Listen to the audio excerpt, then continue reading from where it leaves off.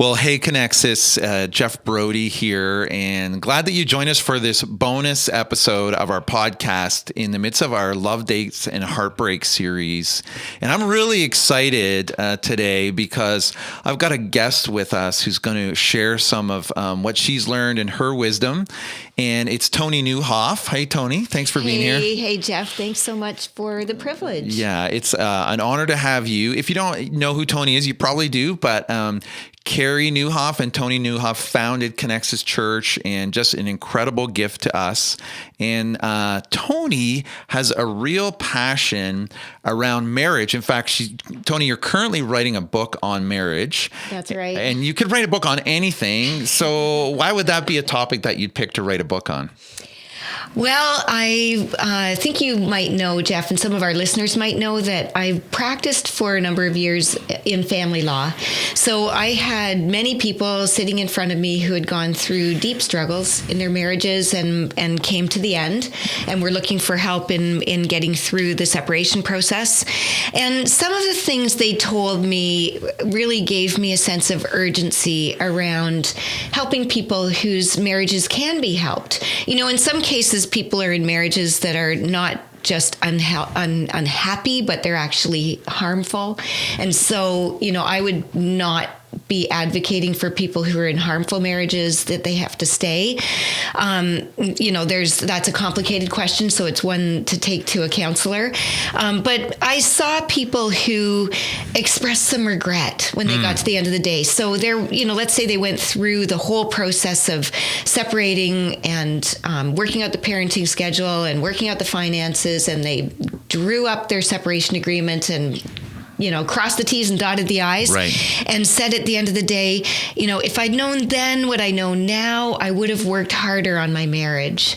Right. So it gave me that push to just get some messages out that might help people who are struggling and they're unhappy and they don't know what to do next. Right. I'm really excited about this conversation because I think often when you read about marriage, it comes from a counselor's perspective, which is helpful. Number of other perspectives. But your perspective is unique in that you've seen people in some of the most difficult marriage situations.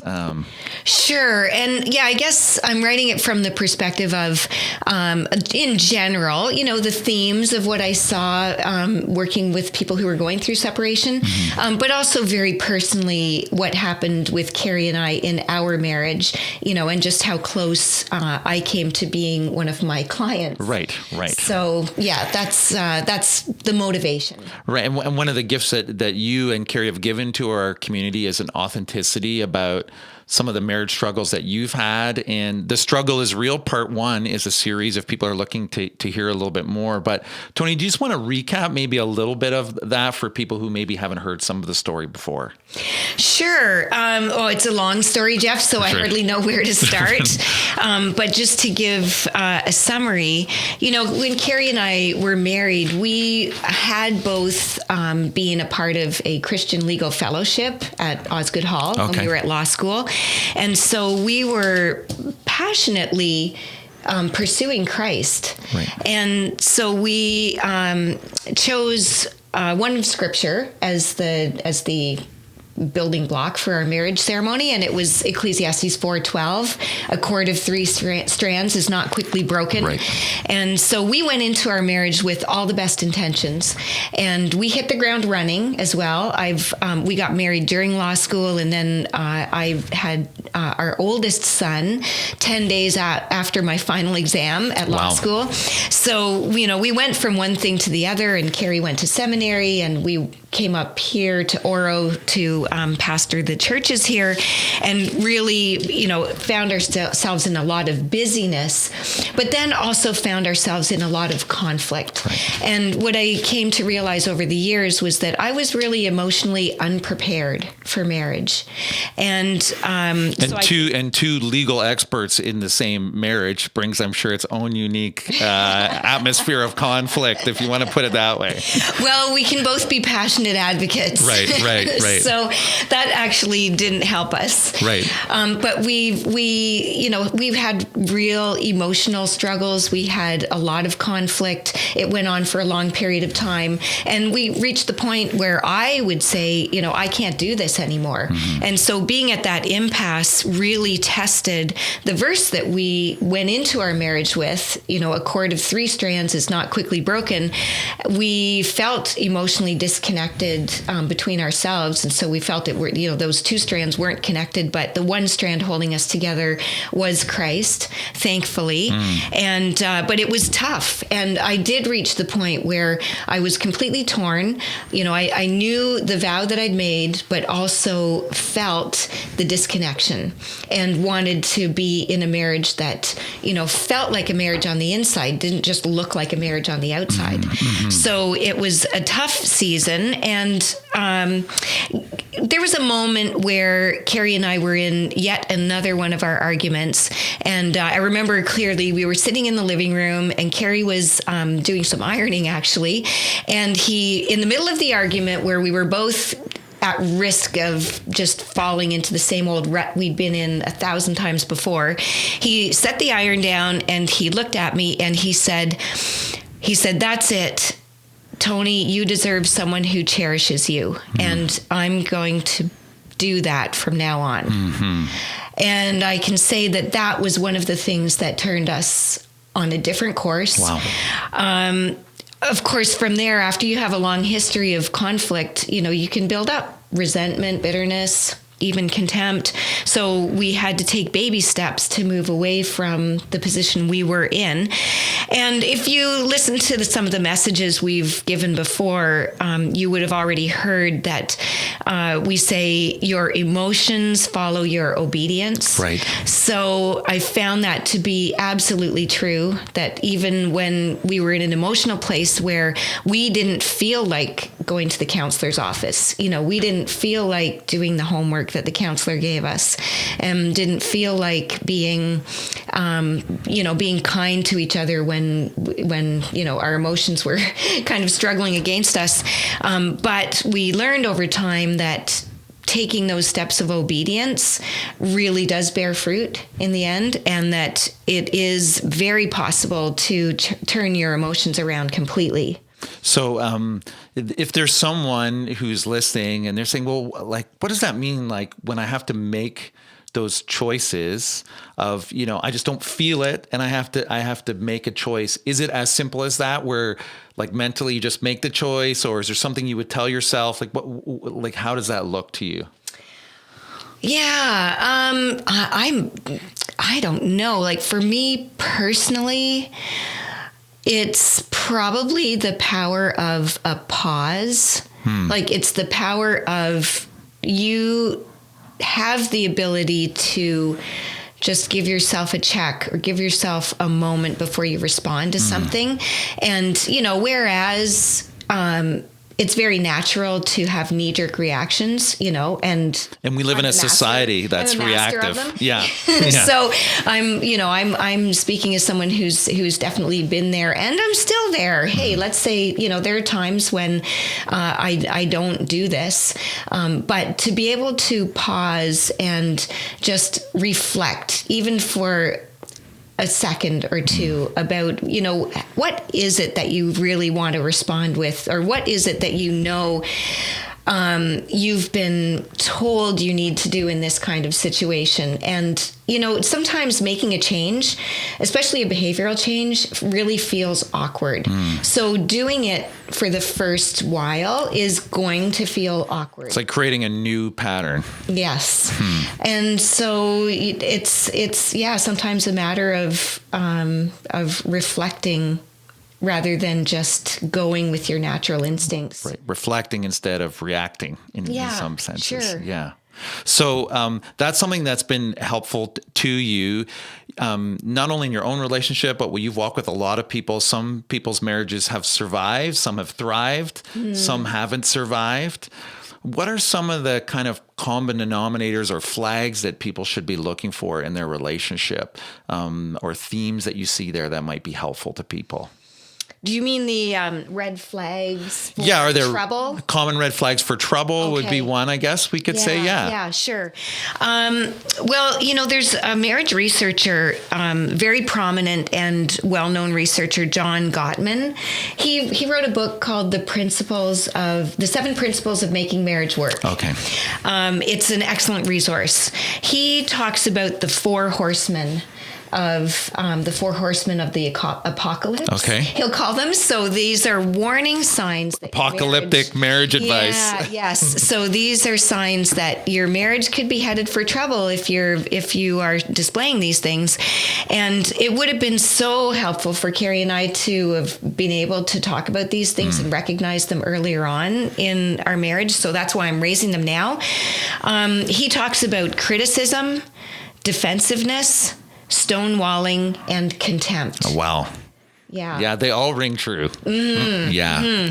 And when I think back to all the mess that Carrie and I went through, we definitely would have noted all of those 4 horsemen, and if I could say anything, it would be to really pay attention to the dynamics between you and how you're responding to each other, because let's say criticism, for example, you may have something that is very true to say about your spouse, but it could also be hurtful, and it could be said in a spirit of criticism as opposed to a spirit of love or helpfulness. Right. And it's a very easy, I think every couple experiences this. There's some research out there that shows that if you can rein in that negativity and include more positivity in your communications with each other. So, let's say they talk about a 5-to-1 ratio of 5 of positive feedback, statements of admiration or affection or noticing something good, something that is praiseworthy, and making that ratio 5-to-1. 5 positives to 1 negative. Right. And also, when you talk about red flags, I think I would also look at, in the midst of a busy schedule, is there no time left for the marriage? Like just for time together, for enjoying each other, time just to be married people and not to be parents or not to be employees or not to be the one who runs the business, but just to be a couple.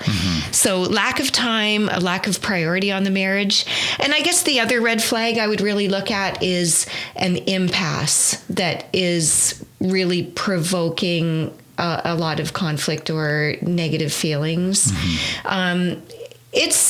I think it's common in a marriage to have issues that you can't reconcile, that you can't get to a point where you're actually seeing eye to eye. Right. And that's okay, because you can work on that issue and come up with some kind of solution.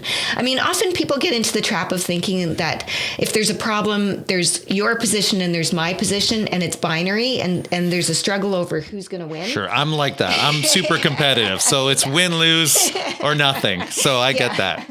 So, but I think that, you've been around the block enough times, Jeff, to know that there's actually not just 2 solutions. There's probably 10 solutions. There could even be 100 solutions. And so it's a matter of being creative and just working on it and getting the input and taking the steps until you can actually find something that works. And so, having an impasse and just leaving it and letting it fester is a definite red flag. Now, can you repeat those 4 horsemen again? Because I'm sure somebody's in their car. They're trying to write them down madly. Can you repeat them one more time? Okay, the 4 horsemen: criticism, defensiveness, stonewalling. And by stonewalling, it means like shutting down. Right. And contempt. Got it. And one of the takeaways for me already is it's not just what you say, it's how you say it, right? Mm-hmm. There's an element of, when you talk about speaking critically or speaking positively. Yes. Sometimes we talk more about what we're arguing about than how we argue. Yes. Just kind of an interesting thought. Great point. Yeah. Well, I know, Toni, we've talked a little bit about some of this. And one of the things that you've talked about is that actually there are prior experiences to our marriage that we can bring into the marriage. I've heard Andy Stanley say there's no marriage problems, just personal problems that we bring with us. I would love for you to just speak to that. How do our prior experiences kind of play out in our current relationship? Wow, that is, I think we could do a whole episode or a whole month of episodes on that one topic. I'm sure. I think people are generally aware that, you could have a traumatic experience in your past, and it may, if you're not aware of it, show up in the ways you respond to things in the current day. Right. So, there's, if you've really been, if you've been subjected to violence as a child, then you may be very leery about getting close to people as an adult. And, there's all kinds of different ways that our baggage can impact our current circumstances. Right. And I think, with our marriages being our close relationships, our closest, among our closest intimate relationships, it's inevitable that any of those hurts or traumatic experiences or wounds from the past will show up in your current relationship. Right. And often it will show up in areas like how you deal with your differences, how you handle emotional pain. Do you try to avoid it? Do you try to run away from it at all costs? So wounds and baggage from the past are definitely things that show up in a marriage. In addition to that, I think I would talk about expectations. So, when we go through our experiences of our homes, our childhood homes, and then the schools we went to, the media we've been exposed to, any community groups we've been a part of, we sort of assess our life and what we want out of it as adults. Right, based on that experience. Yes, we develop expectations. And sometimes the expectations between a man and woman can be completely opposite. And they won't necessarily realize it, but there are ways that expectations can interfere with continuing a long-term relationship. Like, if I can just tell you a story, sure. There's, I'm going to call them Mitch and Miranda. Okay. Got married in their mid-20s and everything looked perfect. And, they had a wonderful wedding and they started out, and they would have been a couple that from the outside seemed like they were completely in tune with each other and had no worries about their future as a couple. And as it turned out, within a couple of years, they were divorced. And when I asked Miranda what happened to end up with this outcome, she said that Mitch had grown up in a family. He was raised by a single mother, and I'm not saying that critically. I'm just saying he didn't have a parent role model, an adult couple role model in his life. So he didn't really see what a typical close adult relationship looks like when he was growing up. So he adopted his expectations from shows on TV, like Leave It to Beaver. Oh, wow. And so in his mind, the home would be peaceful and orderly. If they had any disagreements, they'd be mild-mannered and, may even end up with a laugh. And when he hit the frustrations of a real close relationship, he just came to the conclusion that, I made the wrong choice, I married the wrong person, and he was gone. So sometimes unrealistic expectations can form in us without us even realizing it. One of the places that probably gets identified is in counseling for some people, I would think. What would you say, Toni, to, I mean, I run into people all the time who are, well, we want to go to counseling one day, but I'm nervous, I'm afraid. What are your thoughts on that? And what would you say to somebody in that situation? I cannot speak more strongly about just, ditching those fears and inhibitions and any idea that there's a stigma attached to counseling, because it has proven to be so valuable in helping me personally grow, in helping us with our marriage. And hey, even today, I will still book counseling appointments just because there's a relationship issue or an emotional issue that I feel I'm dealing with. And I've found that having the insight and experience of a counselor has just taken me farther up the field faster. So I would absolutely say find a trained and experienced counselor and go and get the benefit. Yeah, I don't know what it is about my humanity or humanity in general that we can't see something in ourselves, but someone else can see it so easily. I don't know. There's a gift about that. Yes, absolutely.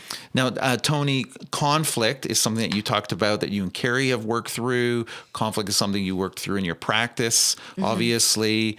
When it comes to conflict, you've talked about the fact that with me that you can actually grow closer together in a conflict. And to me, that seems counterintuitive. Like, how does conflict grow you closer together? So I would love to hear your thoughts on what does that look like? Yeah, that's a great question, Jeff. I think in the end, the way we deal with conflict, harkening back to what you said before, the way we talk to each other in conflict makes a huge difference. So I think when we get into differences of opinion, we have the opportunity to learn more about the other person. And often, sometimes issues are feel like hot button issues, particularly if you're a parent. When you deal with differences of opinion over parenting, they tend to strike quite close to the heart.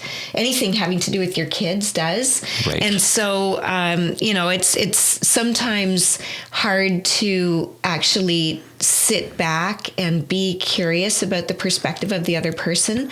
But if you can do that, you are going to learn more and you have the potential to grow closer together. Right. Now, that's a perspective that I can say after years and years of doing it wrong, Jeff. So, for anyone who's out there and finding that, conflict is like, I'm just sick of it and I want to bury my head and, I want to run in the other direction. I don't blame you for feeling that way because I felt that way before too. But yeah, in conflict, I think we all end up having this feeling that that I'm the victim, that my partner is saying things or pushing for a position or doing things that are really putting me at risk, or they feel like they're putting me at risk, or it feels like maybe an attack against me or an affront. And, we can end up feeling like I'm being hard done by and I'm the victim here. And I think the Enneagram has really been helpful. Oh, right. With that kind of perspective, because it's true that we have different personalities, have different approaches to conflict.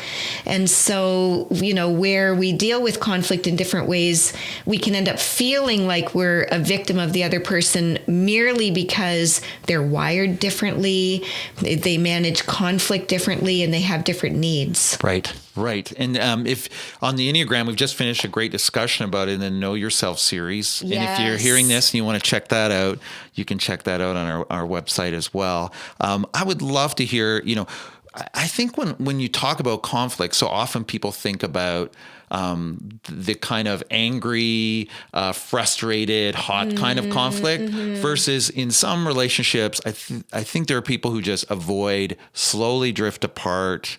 Eventually, we're like roommates living in the same house.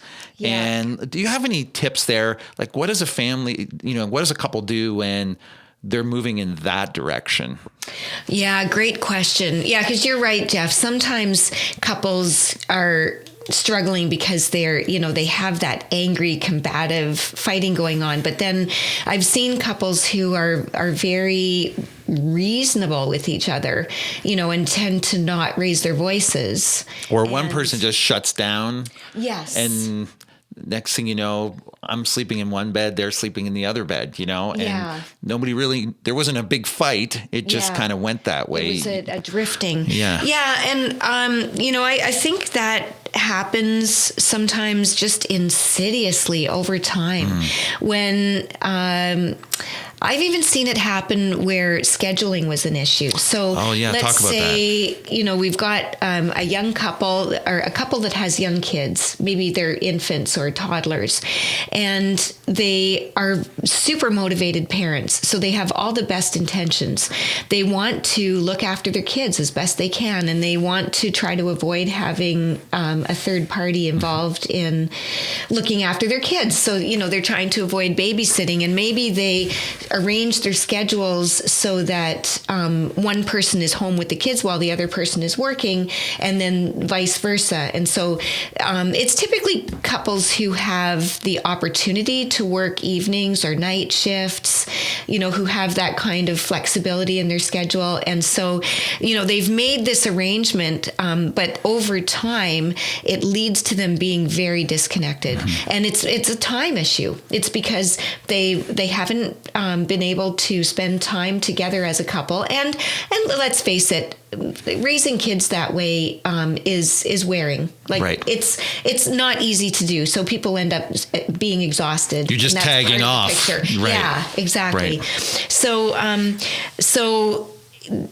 And that goes back to one of the red flags that I mentioned earlier, which is just not prioritizing the marriage. Right. So I would say advice for young couples: when you are setting up your schedule, do just make sure that schedule fits with time for you as a couple, time to date each other. Leave some margin, don't schedule to the very edges of your time and think that that's a long-term strategy. It may work for a season, but it's not going to work in the long haul. Yeah. I mean, even from a childcare perspective, for some people, I know in our situation when we moved here, we didn't have any family here. So it does take that much extra effort to find someone you trust and pay them to come and babysit. So there's a financial investment, there's a time investment.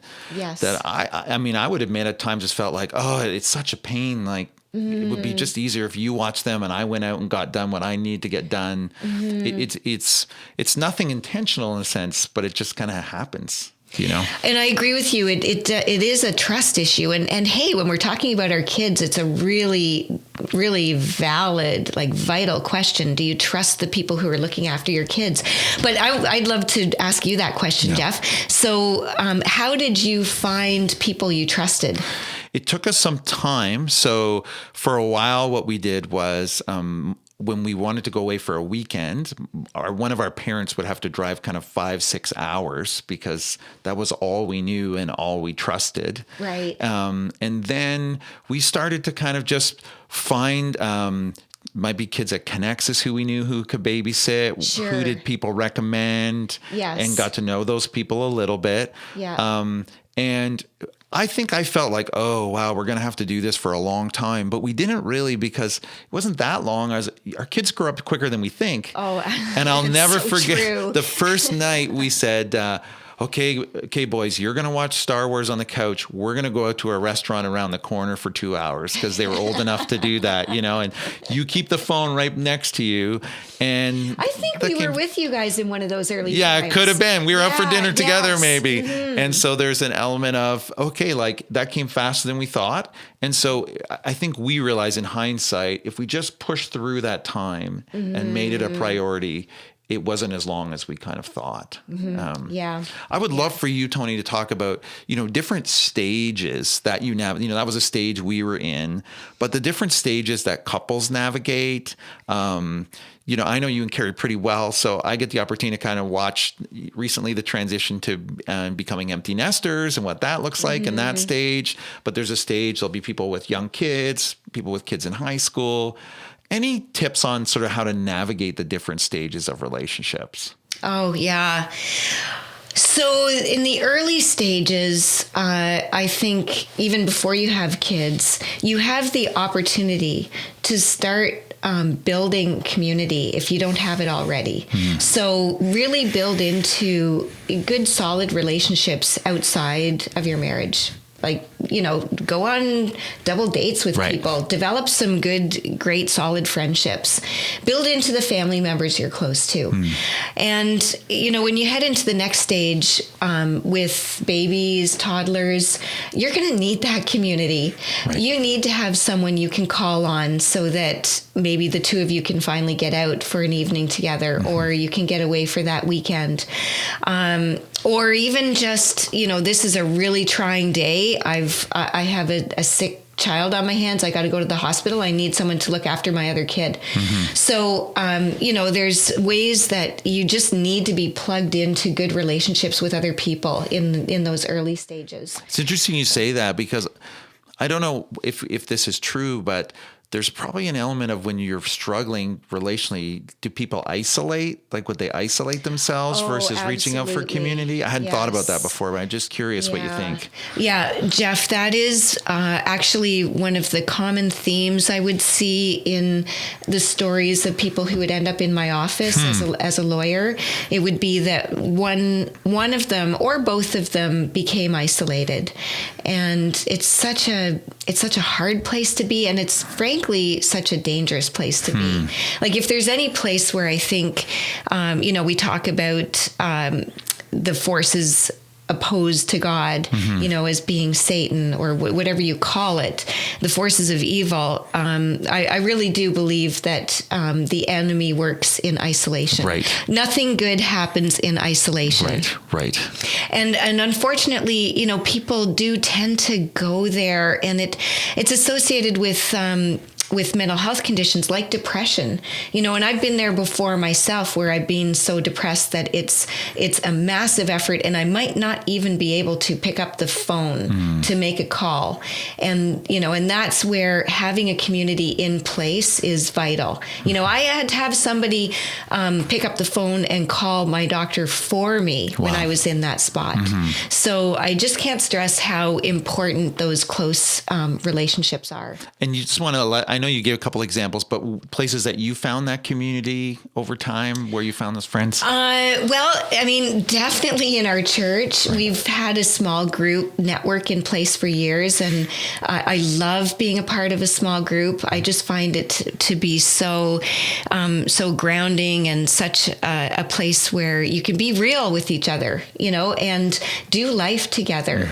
And whether it's celebrating the great times or whether it's pulling each other through the tough times, I just can't see living any other way. And then we did build into relationships with other people we met at sports teams, for example. Our kids' hockey teams.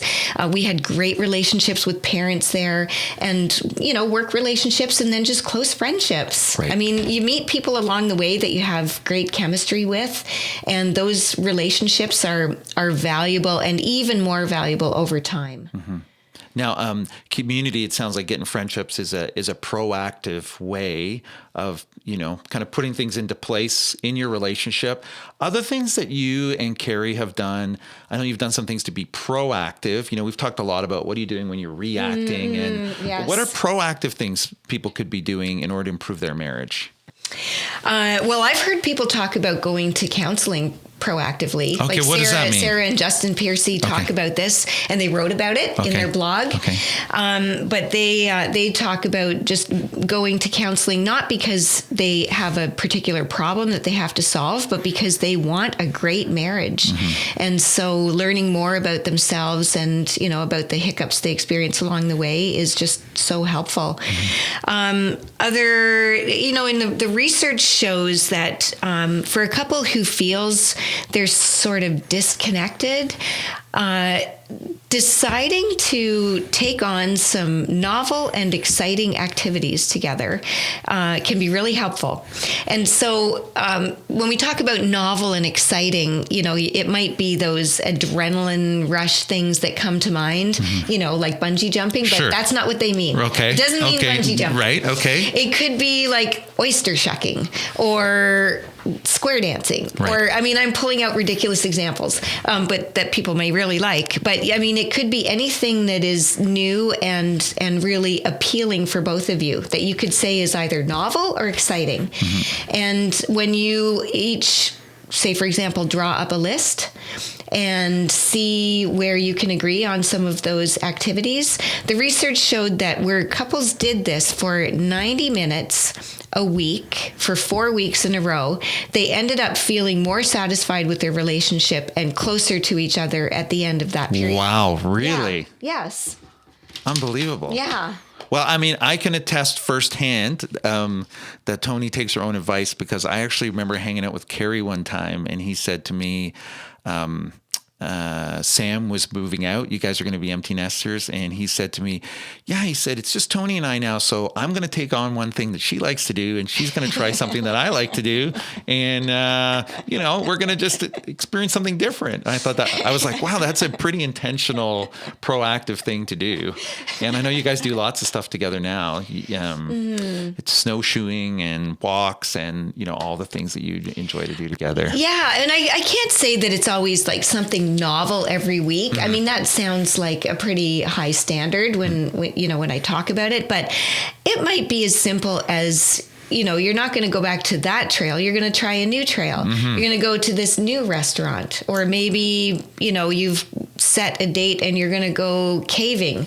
Maybe pretend that you're a tourist in your own area. Right. Fun and affordable at the same time. Exactly. Yeah. So they don't have to be really costly, and they also don't have to be like adrenaline rush experiences. Right. And I think the other proactive thing that I really would want to stress for our audience is praying together. All right. Talk about that, Toni. And praying together is, I think, just something that has the potential to bond you and to help just bring light and bring clarity into the middle of your relationship.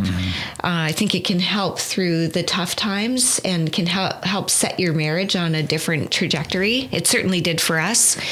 But I think for some people, there can be expectations around praying together, and I'd just like to encourage people not to have defined expectations. So what do you mean? Yeah, give me an example. Yeah, for example, to not expect necessarily that if you're going to pray together as a couple, that your wife, who isn't used to praying out loud, is actually going to say anything out loud.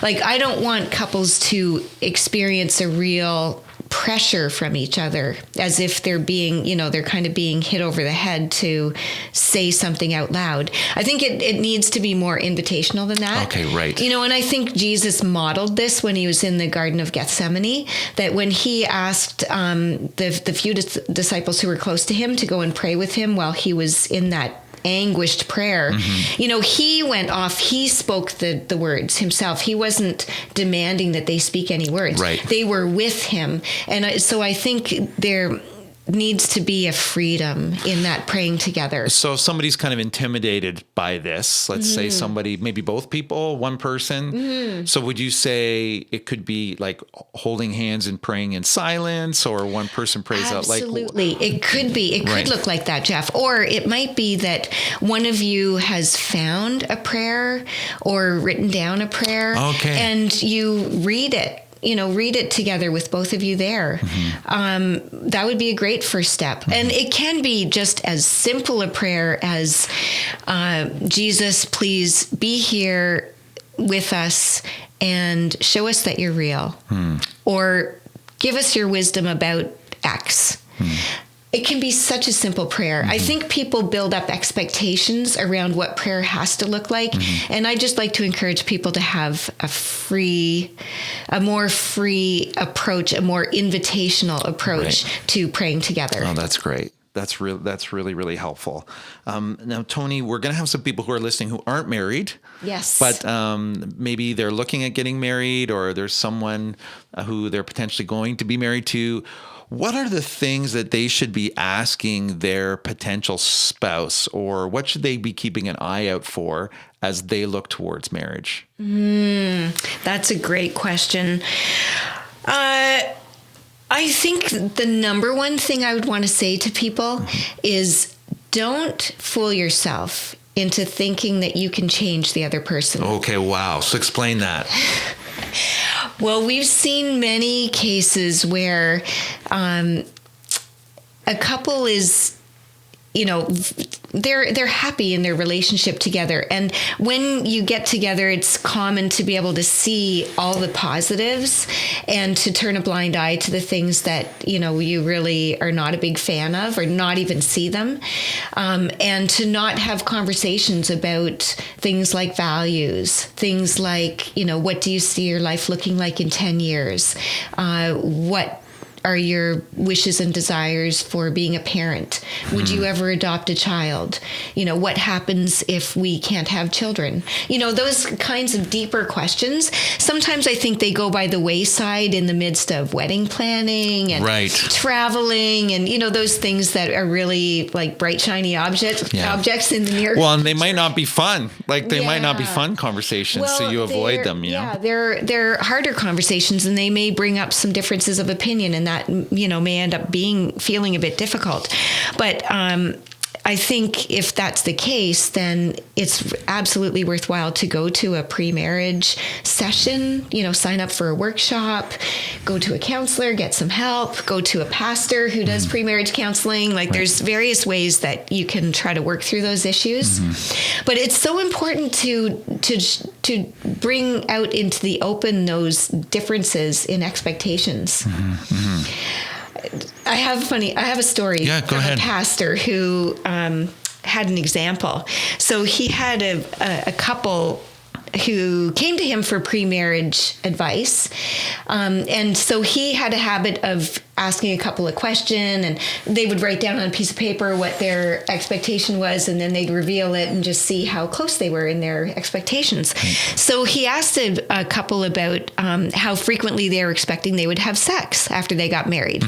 And so they both wrote down their answers, and he flipped over the man's answer, and it said 13 times a week, and flipped over the woman's answer, and it said question mark.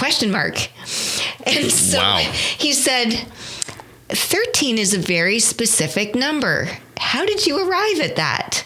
And he said, oh, it's easy. Twice a day on every day except Sunday. And she looked like a deer in the headlights. Yeah, really, really. Wow. It's funny how the expectations you walk in with are just so different. They can be dramatically different. So you really want to have those conversations before you get married. That's great. Toni, this has been so rich. There's so much we could talk about. But I don't know if you know when the book's coming out yet. Are you allowed to tell us that yet? Oh, yeah. The plan is January 2021. Okay. I don't have an exact date, but that's what we're aiming for. Yeah. Well, we'll be letting Connexus people know, because I know there'll be people who want to get their hands on that at that time. And then I know you've got a podcast. People, you might not know this, but you need to jump on it. Toni and Rob Meter, who's a physician in our church, have a brand new podcast. Why don't you tell us what it's about, Toni? Sure. It's called the Smart Family Podcast, and we've designed it basically to help people love being home. Oh, wow. So we want to help strengthen marriages. We want to help parents with the issues that they struggle with. And if any of our listeners have any ideas on topics, we're all ears.